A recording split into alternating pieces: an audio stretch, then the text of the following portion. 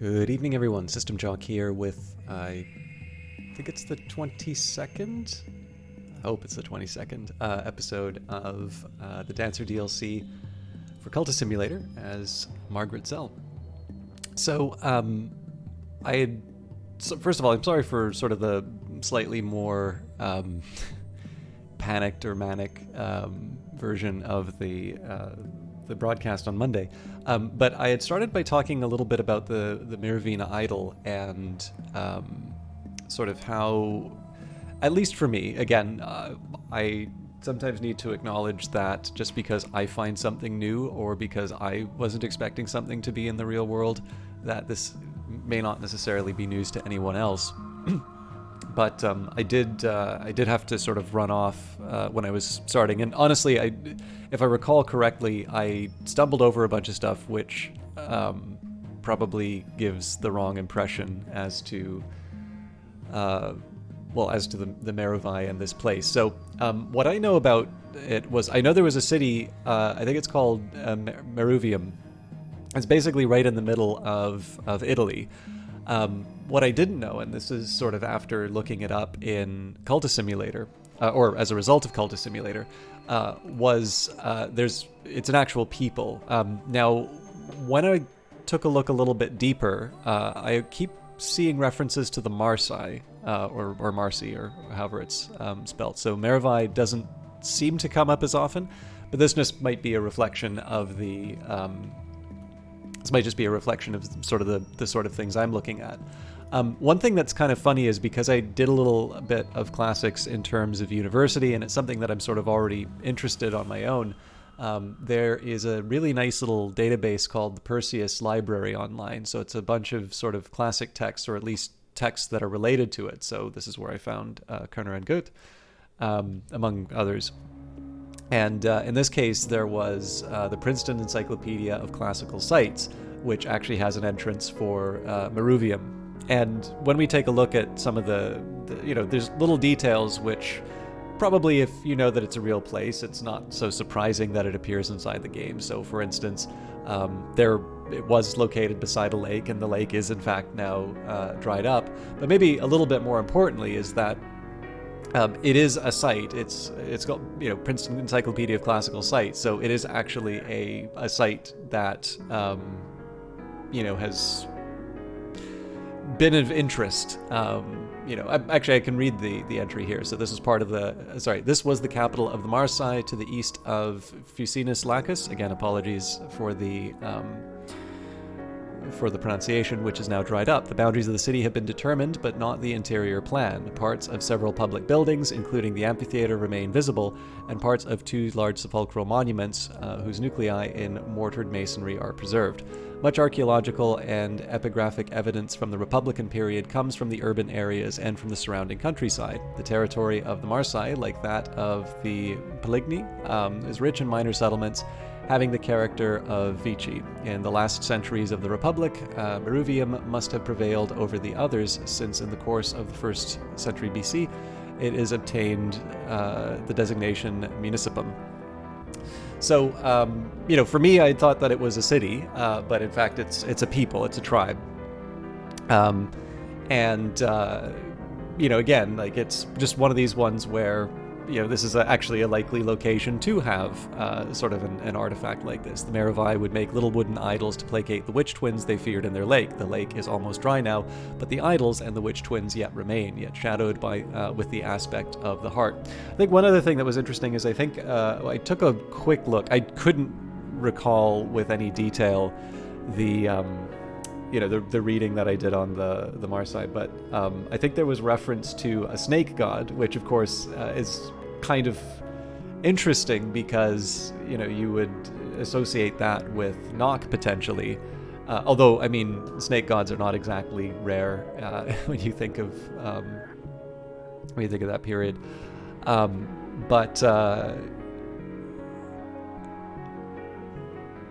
mean, especially, so Gladwin Lake is obviously not going to be in Italy, but, when you start thinking of altars, references to the Romans, knowing a little. I mean, in this you can take the Meravine idol and make the connection with similar behavior with Gladwin Lake. But I suppose where I was trying to go with this on Monday was that I think one of the interesting bits of Cultist Simulator, and I have a feeling that the Enigmas probably touch on this a little bit more, is that, if you know where to look, or if you if you happen to just sort of read the right books or look at the right little bits of history, there is actually a bit more to go on. So some of the things that you might assume are made up for the purposes of the game, or things that you might think of as fun little stories. I mean, this is part of the the writing in this game is very good, and it definitely uses sort of a vocabulary that's not in everyday use, right? And I can even remember little details. So, for instance, the original card, an Ardent Orison, was an Ardent Prayer, and of course later it was turned into Orison, and you can find a few different markers like that. And of course, this is the version that's made available to people, to the public, or at least to Kickstarter backers. I'll count that as the public. So we also don't know necessarily what revisions sort of went through in terms of just, finding the right tone in terms of the overall game. But it was an opportunity for me to reinforce. I mostly just kind of wanted to touch on the fact that there's maybe a little bit more in the real world, or there's a little bit more from the real world here than might be obvious when you first play the game, or depending on how much, maybe not even how much history you read, but what your particular interests are. And that can be sort of fun on its own. And I mean, to me, I think one of the things that I personally find quite interesting in the game is just so many different references to the Romans, and whether it's emperors or territories, or even in this case archaeology sites. But well, I mean, obviously that's not the only reference that it is, but that's how I found out about it when I wanted to look it up for the videos.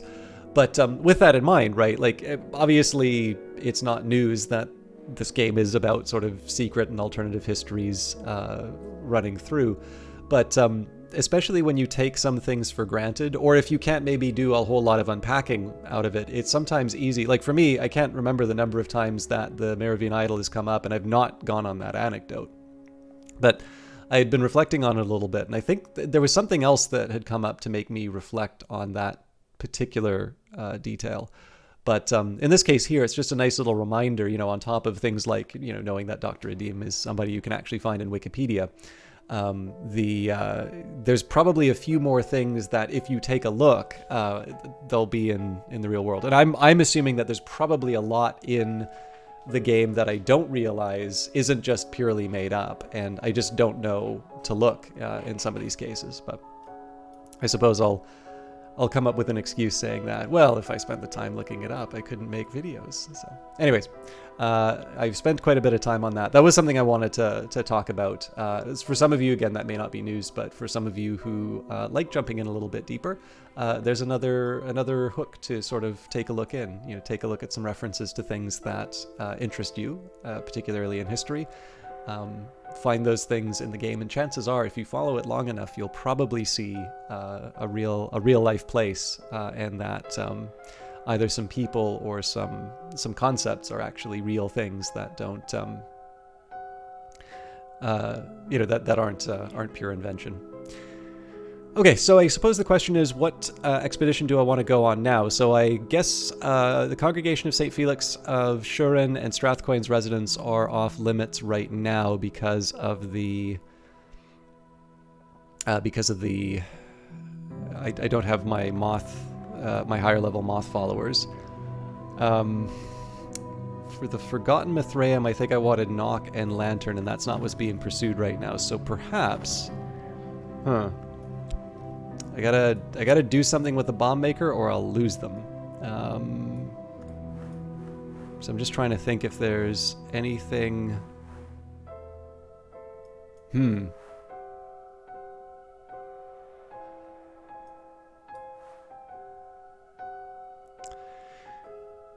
I might be able to... So if I bring the bomb maker in... I'm just trying to think how I might be able to deal... Well, okay, let's try the Forsaken... Oh, the Forsaken Reach. Okay, well, you know what? Let's, Oh, hang on. Didn't I get my form? I feel like I'm missing a card here. So I've got my leaf change, but I thought I got the card that I would need to do the dance.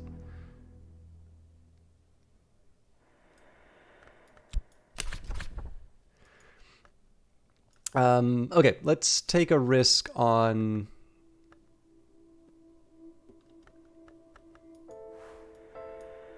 Oh, hang on. I'm really messing up here then. So Karashim? Okay, so apparently I don't have... Yeah, so I thought I already had Ascending. Turns out it won't be relevant for the Forsaken Reach, so I suppose that's good enough. Okay, so this is going to be a little bit of a risky one, but let's take the Bomb Maker. Let's add Laidlaw like we did before. This is partly just preserving the Bomb Maker at this point. And we'll fill up the expedition as we can. So, the Forsaken Reach. Along the grey banks of the rotting river, the warehouses wait. Perhaps I've identified one where an unusual cargo was stored. The law does not touch this decaying fringe of the city. The mud here has claimed many lives, and there will, no doubt, be some wretched criminals or other layering in the warehouse. So one thing that I'm going to try and do here is I've got the 3 edge from the Bomb Maker. So if the criminals do show up, what I may want to do is just try and improve my edge followers and see if we can push that advantage. Okay, I'll also get a commission from Dr. Redeem when we can. Now, I realize this is the second video where I've had like a really long lead into the gameplay. So the next one I'll try and be a little bit more careful in terms of getting things started. And we'll go back to the Lodge of the Sage Knight. Okay, favor from authority. So we talked about this in the previous video, but last night I dreamed of a blue silk pavilion overlooking the cloudy labyrinth of the Bounds. I listened to the mistress of this place speak of other visitors. The Suppression Bureau come here. Did you know that? I think they hope to recruit me as an ally, she snorts derisively, after what they tried to do to Christopher. But their folly is your fortune. I will tell you something that may help you if the Bureau ever troubles you. So, favor from authority, I've learned something that will earn me a favor once only. This will preserve you or a follower from imprisonment, but it cannot be relied upon. So, again, in this case here, I think it's pretty clear that the Suppression Bureau do in fact visit the Mansus and try to do their business there. Perhaps not successfully. But again, the question to me is whether or not they've passed the stag door. I kind of feel like they would, but I don't know if there is a condition, that they'd sort of fail to meet because they are the Suppression Bureau. That would prevent them from becoming a no. Certainly, I'm assuming that in order to be able to enforce what they want, they would have to have. They wouldn't want to limit their knowledge. My own heart pumps more strongly today, so we'll be able to cure the affliction, and we are going to have some restlessness before too long. All I need now is time. I've neglected my studies, but I stand a little straighter. So in this case, we don't quite need the vitality like we used to. So in this case, what I'm going to do is I'm going to translate Lord Franklin Bancroft Diary, 1750 to 1790, the notorious journal of a notorious gentleman, written in Latin, no doubt for the sake of safety. So we'll translate it. Lock the study door. Lock the study door. The work begins. Okay, so as expected, the Watchers have shown up. So this is going to be a bit of a challenge for me. So we'll see what we can do. The good news is that we have a bit of time to level some people up. And I suppose the question is, do I want violence or do I want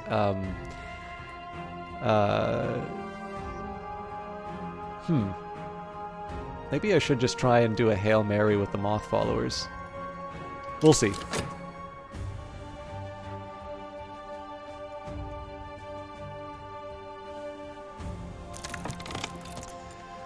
Now the scissors and then the knife, now the wood and then the bones, now the flutter of the moon and then the dappling of the soul. He was blood and so we will be. Oh, sorry, so will we be.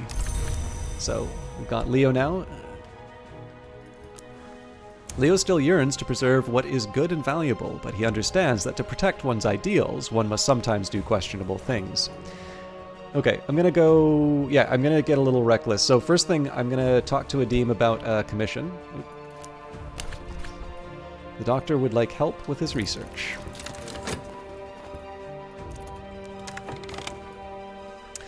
I stayed aloof, I moved the moves and stepped the steps, and did what was required, and now they'll pay me. So I that's the second time I sort of phoned it in at the Gaiety, but that's fine. We've got Restlessness coming up again, so I should probably just jump straight back in.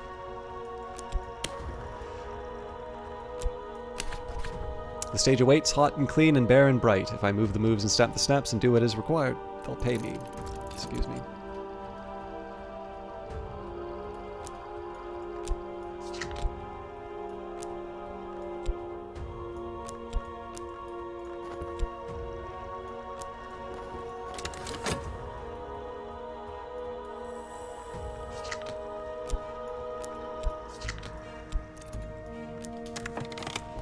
Alright, here's what he needs. Okay, this will be a pretty straightforward lantern commission. Dr. Ibn al-Adim called the Alapine has an interest in overlooked history. He's offered you a commission.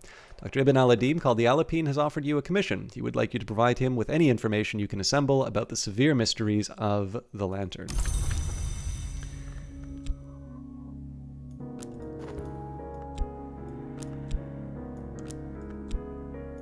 Okay, let's go...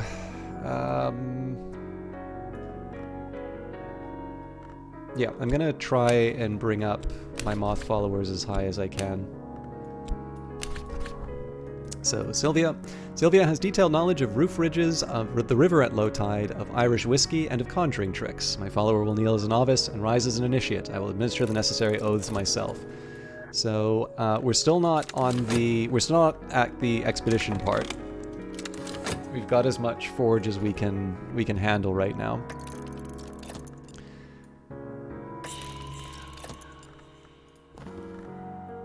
We invoke the Madrigard, an hour of forge as well as winter will make our own path through. Success is almost certain. And I am no further along my path of change. In the movements of the secret forms, I must find my lesson. And finally, a half-glimpsed wistfulness has touched me. So in this case, I'm not going to be able to get rid of both in time. I'm going to have to pick one and figure out what to do with the other.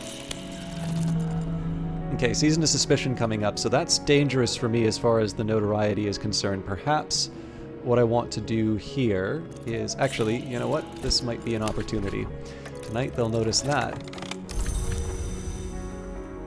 So I'm thinking what I can do is I can do a painting with the Restlessness to try and generate some mystique to occupy the detective.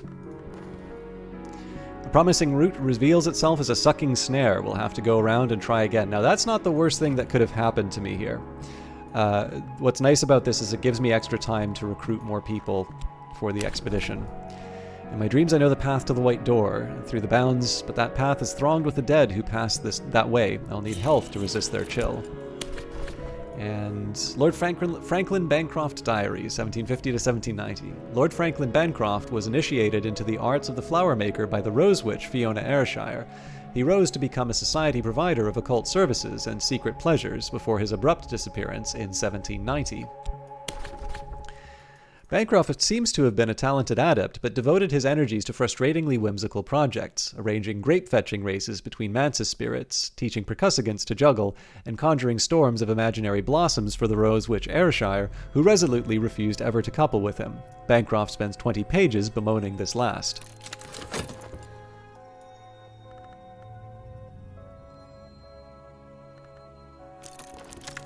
Tonight they'll notice that. All right.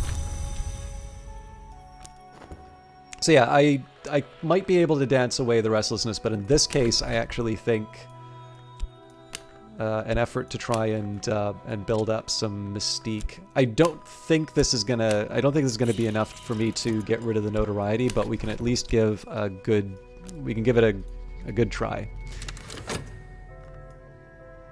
Now, if we wind up losing one of the heart followers, that's fine, because Valsine will be in place to replace them. If I lose a second, then it becomes a problem.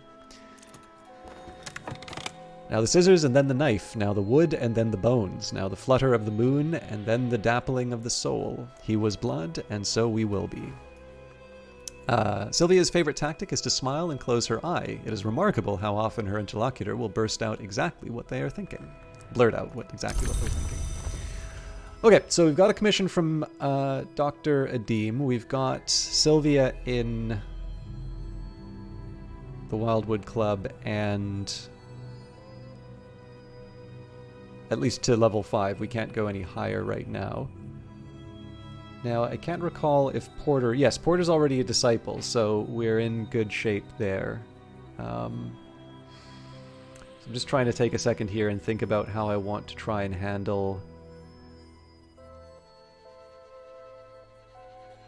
my talk, because there's a few things that I can do talk-wise to try and sort of turn things to my advantage.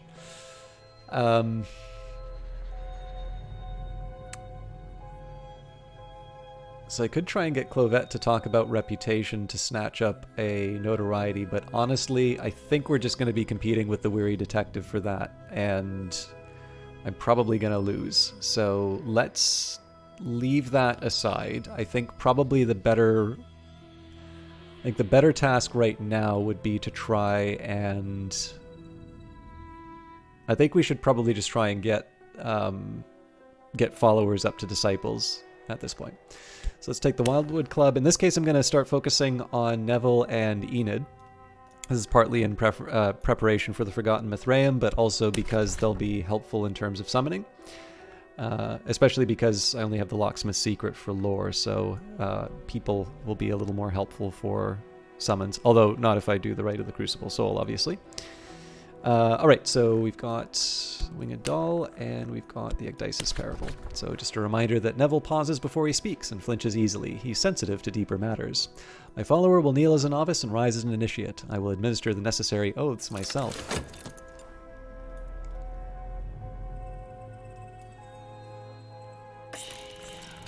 Alright, I could spend money on better paints, or perhaps I could find more exotic pigments. So what happened? Who fell?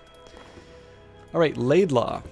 Laidlaw has gotten a wound, so we'll throw Valsine in right away. We are probably going to need to add some more money, but we'll worry about Valsine first, because we do want to pass the expedition.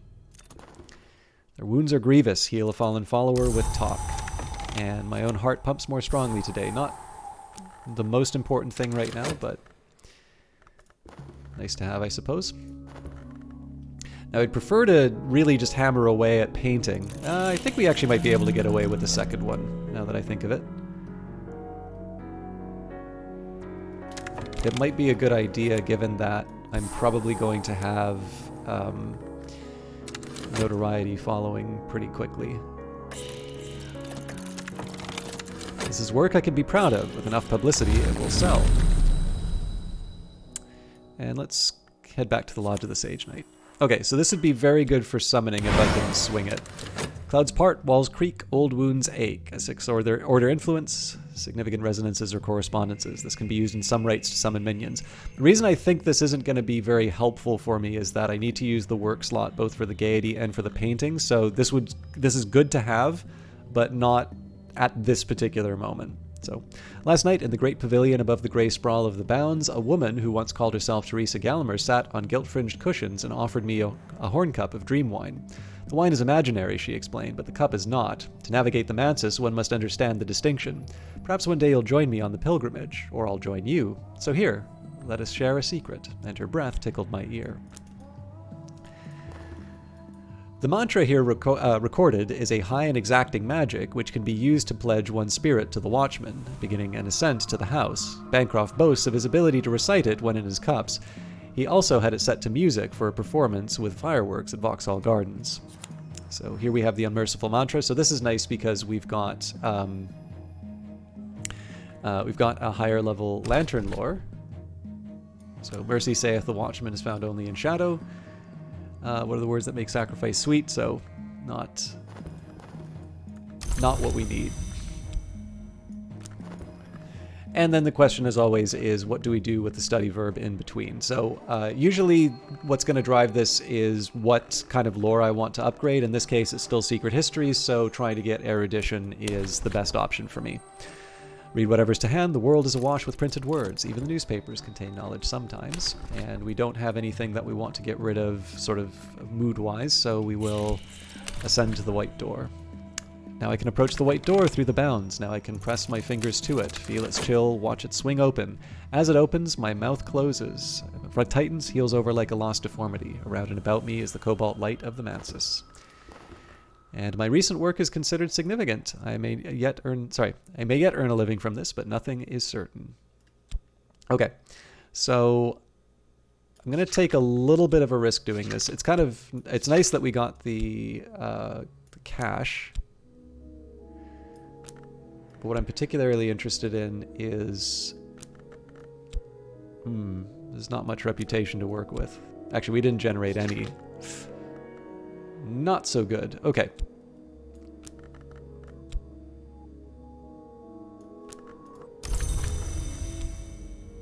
Or I guess we generated one.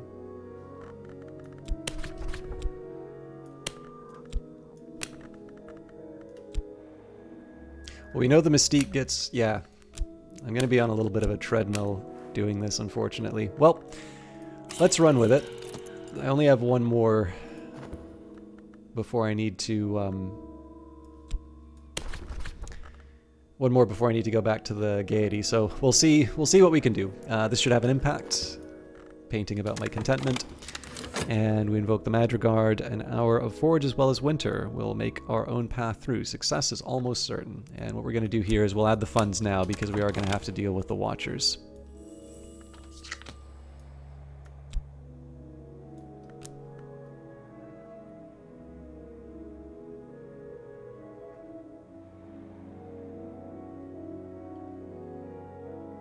Should have moved Yzabet up as well. Right, now the scissors and then the knife, now the wood and then the bones, now the flutter of the moon and then the dappling of the soul. He was blood and so we will be. So I've been a little reluctant to add the moth followers quite yet because we don't know if we'll pass the obstacles. I think as a precaution maybe let's bring Yzabet into the Wildwood Club.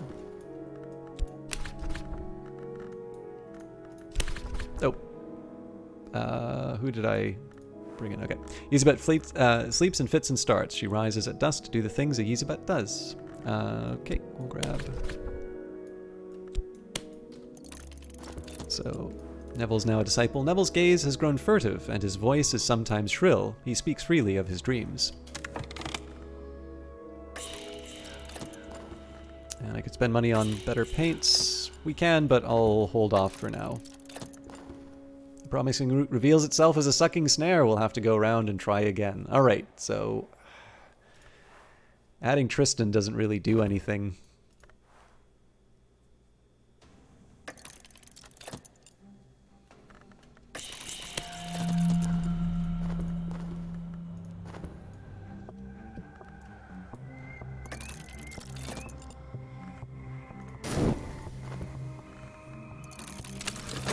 Alright, and the notoriety got picked up, so disaster all around. My recent work is considered significant. I may yet earn a living from this, but nothing is certain.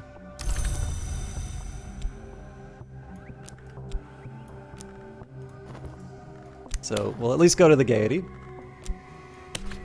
The stage awaits, hot and clean and bare and bright. If I move the moves and step the steps and do what is required, they'll pay me. Alright, who got wounded? The bomb maker. Couldn't have happened to a nicer person. I'm not going to feed any more money to this. I don't think we're going to be able to bring Tristan up to the level that we need, but we'll give it a try nonetheless. And back to the Lodge of the Sage. I recall my dream. This was the lodge of blue silk, flapping in the winds of the bounds of the Mantis Edge, and here was its mistress, who welcomed me as she welcomes all travelers. Company is nice, she confided, but I still miss my Christopher. 10 years. 10 years and not enough. We could not have been long together, not without touching each other, and you know what occurs when a man long lies with a long woman. Or perhaps you don't. I hope you don't. I won't tell you just in case. I will give you a tiny gift.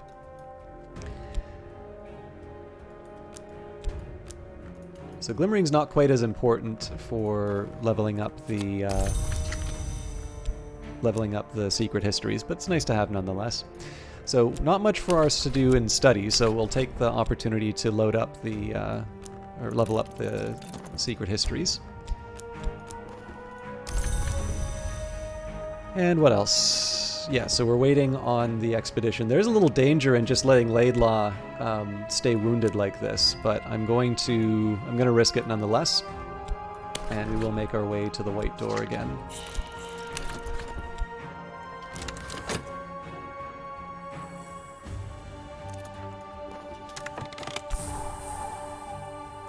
So in this case, I think we'll just let them slink off into the night. We were originally going to imprison them, so I don't see a lot of value in in trying to heal them up.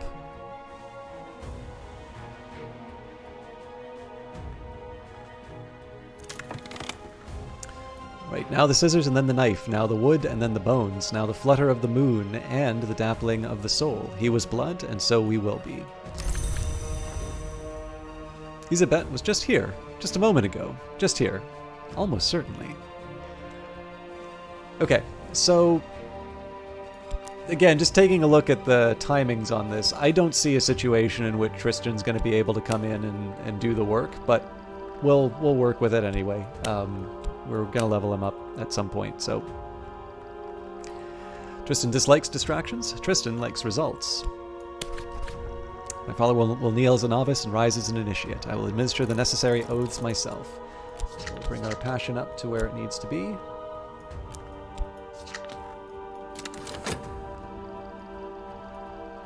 This is going to be a little tricky just in terms of balancing sort of where everyone needs to go, but if a hunter's found notoriety, they will use it to create or upgrade evidence. If they're meticulous, they'll always succeed. If they're erratic, they're more likely to fail, but they can occasionally create evidence even without notoriety. So 20 seconds. The Madrigal is the hour of the forge as well as winter. Her power might quiet the unsteady earth. Will probably be fine. And tonight is sense an opportunity. Tonight I could attract attention if I cease to hold back, if I commit myself more fully. So it's been a while since we've done that. Let's put on a good show.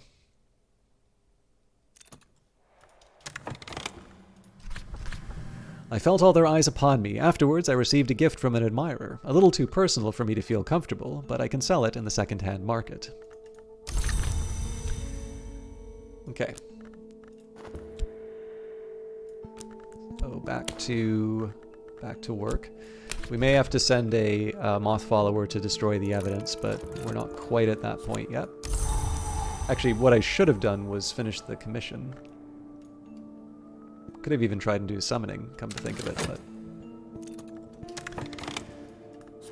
Rumor squats on rooftops and flutters in gutters. This hunter is making progress in their investigation. So we will have to deal with that, but clearly that will happen in a future episode. Alright. Lodge of the Sage Knight again. Story of a city without a gate, of a queen who was not born, of a war which was not fought. Last night I visited the Lodge of the Sage Knight. My hostess manifested as an elegant woman with fashionably short hair and dark glasses. No, she admits, I don't need them any more than I need eyes. Allow me my sentimentalities. But you've come for knowledge, I expect. Here's a story I heard in my Carisham days. You're welcome to it, only remember me if you come to make the pilgrimage. So, we're mud-spattered and thorn-scratched, but we've made it through. So that's good news for us there. It's going to be a little complicated to try and repair the expedition, but we have a shot now. So, in my dreams I know the path to the White Door through the bounds, but that path is thronged with the dead who pass that way. I will need health to resist their chill. So I think we're going to continue the Forsaken Reach in a future episode. So the challenge I'm going to run into is that I need to add money, but I also need to add moth followers, and I need to add more than one. So, you know, my precautions are, I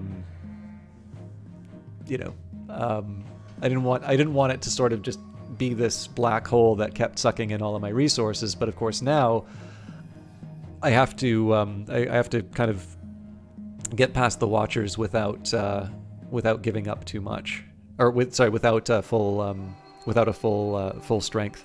But we'll see how it goes. As far as the rest of it's concerned, so obviously we definitely ran into trouble with the expedition. I'm still trying to remember what happened to my alternate form. Maybe they just have a timer and I didn't realize it, or didn't remember it, maybe would be the better way of putting it. But we'll sort it out. But yeah, I think it's probably good for me to leave it there.